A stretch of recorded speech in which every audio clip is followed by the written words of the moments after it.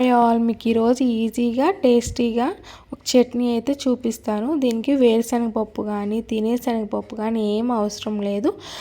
First దానికి ఒక pan పెట్టుకొని కొంచెం ఆయిల్ వేసుకొని 1 టీ స్పూన్ ఆవాలు అవి చిట్పట్లాడిన తర్వాత మనం 3 టేబుల్ స్పూన్స్ పొట్టు మినపప్పు అయితే యాడ్ చేసుకోవాలి. ఇవి లో ఫ్లేమ్లో పెట్టుకొని వేయించుకోవాలి.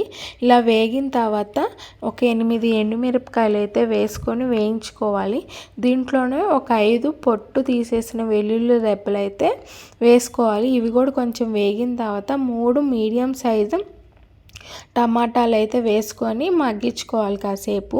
అలా మగ్గిన దాంట్లో ఒక 1/2 టీ స్పూన్ బెల్లం పౌడర్, ఒక 1/4 టీ స్పూన్ ఇంగువ అయితే వేసుకొని ఇంకో 2 నిమిషాలు మగ్గించుకోవాలి. ఇలా మగ్గిన తర్వాత స్టవ్ ఆఫ్ చేసేసి మనం చల్లారిన తర్వాత ఒక మిక్సీ జార్లోకి అయితే తీసుకొని మనం మరీ ఫైన్ పేస్ట్గా కాకుండా అలానే మరీ బరక్గా కాకుండా అయితే మనం మిక్సీ పట్టుకోవాలి.